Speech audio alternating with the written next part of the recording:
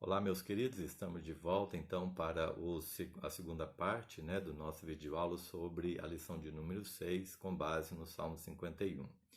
Muito bem, então nós temos aqui o tópico de número 1 e ele fala de história, o contexto histórico, aonde que aconteceu, onde que tudo começou, quando isso aconteceu. A gente vale ressaltar que a Bíblia ela é um livro histórico. Por quê? Porque o eterno Deus, ele entrou no tempo, o tempo é menor do que a eternidade, e no tempo Deus tem os títulos de aquele que era, aquele que é e aquele que há de vir. Então, as ações de Deus na história humana foram registradas.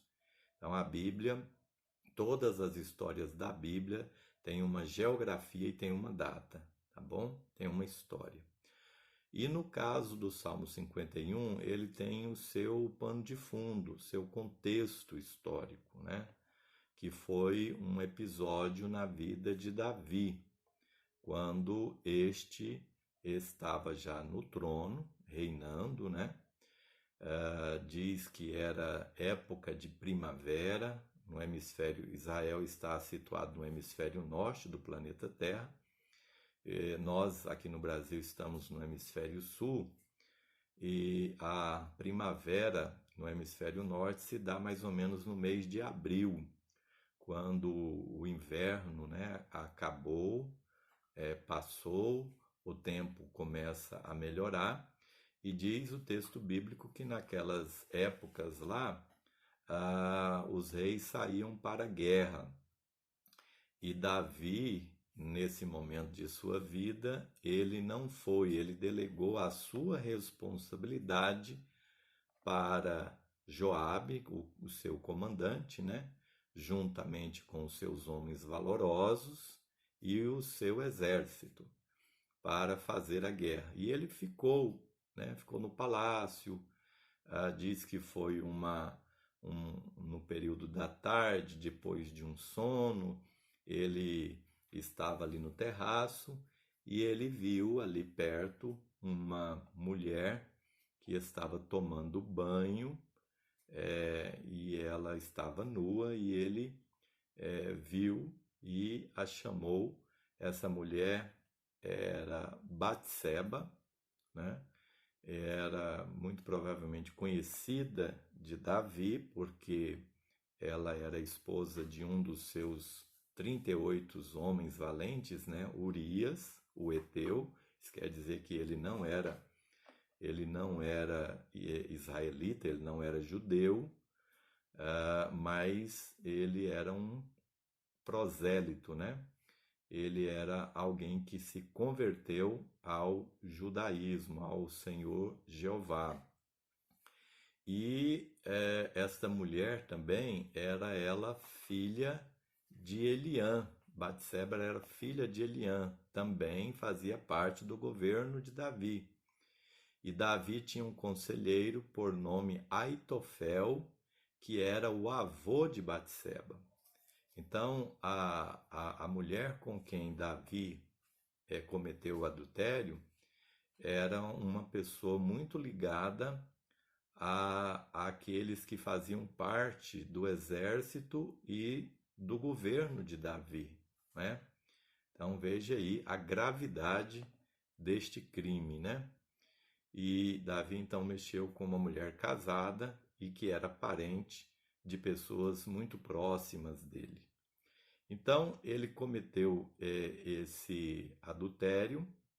Davi cometeu este pecado, manchou a sua biografia, porque lá no livro de 1 Reis, capítulo 15, versículo 5, ali está fazendo um testemunho, dizendo de que Davi foi um homem íntegro, Davi foi um homem espiritual, e que em nada ele pecou, exceto no caso de Urias.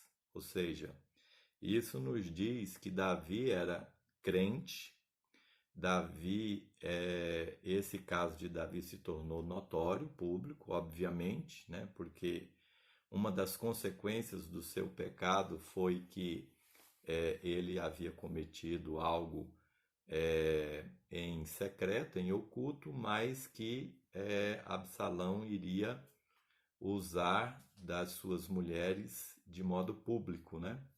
Então, enfim, o pecado de Davi se tornou notório e antes das consequências, né, chegarem, Davi, para ocultar o seu pecado, porque Batseba ficou grávida dessa relação de adultério que teve com Davi, e Davi então quis colocar, fez um arranjo para que Urias voltasse da guerra, deitasse com a sua mulher e que eles tivessem aquela criança ali como se fosse de Urias. E como esse arranjo de Davi não deu certo, Davi então tentou de outras formas, mas não deu certo de maneira nenhuma. E ele então escreve uma carta. Olha só a, o grau de maldade de Davi, né? Colocou a carta na mão de Urias, direcionada para Joabe, o comandante. E aquela carta era ali a sentença de morte de Urias. E Urias então levou aquela carta selada, entregou na mão de Joabe para que Urias ficasse no fronte, né? Ficasse ali na frente. E ele não era esse tipo de soldado, mas ele obedeceu e os soldados chegaram ali perto, muito perto do muro, e as flechas vieram ceifar a vida de Urias, né? E aí então Davi chamou Batseba, fez com que ela se tornasse uma das suas mulheres. Bom, então esse é o contexto, né? Esse contexto está registrado no segundo livro de Samuel, lá no capítulo 11, tá? E no capítulo 12, nós vamos ver que Deus então levanta Natã como profeta para confrontar Davi. E Natã, ele, um profeta, né?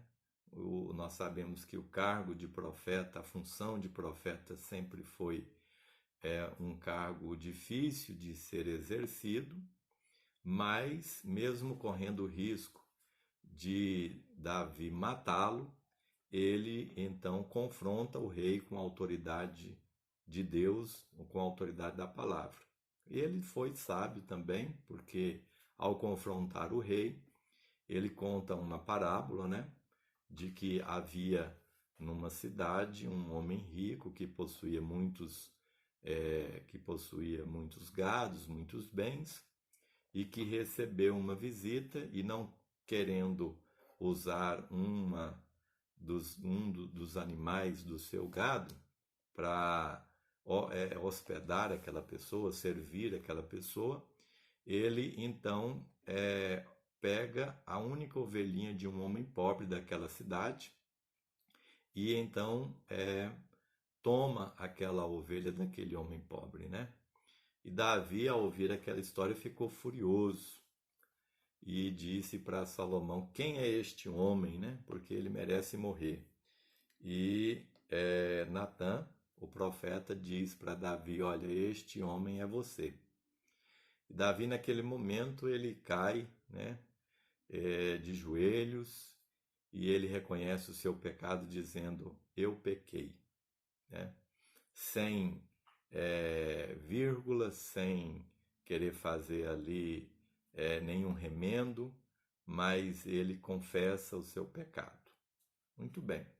E nesse período em que Davi ele peca, adulterando, ele peca assassinando o Urias, o marido de Batseba, depois que ele é confrontado também, é que nasce esse Salmo 51.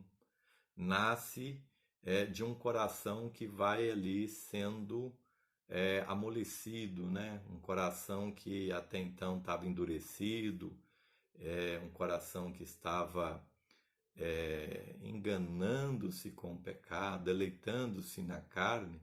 Agora esse coração ele é confrontado pela palavra de Deus e ele cai então em arrependimento, um arrependimento profundo, um arrependimento sincero, verdadeiro, e ele então confessa o seu pecado para com Deus. Amém? Então, esse aqui é o contexto histórico de onde surgiu o Salmo 51. Nós encerramos aqui o comentário do capítulo ou do tópico primeiro.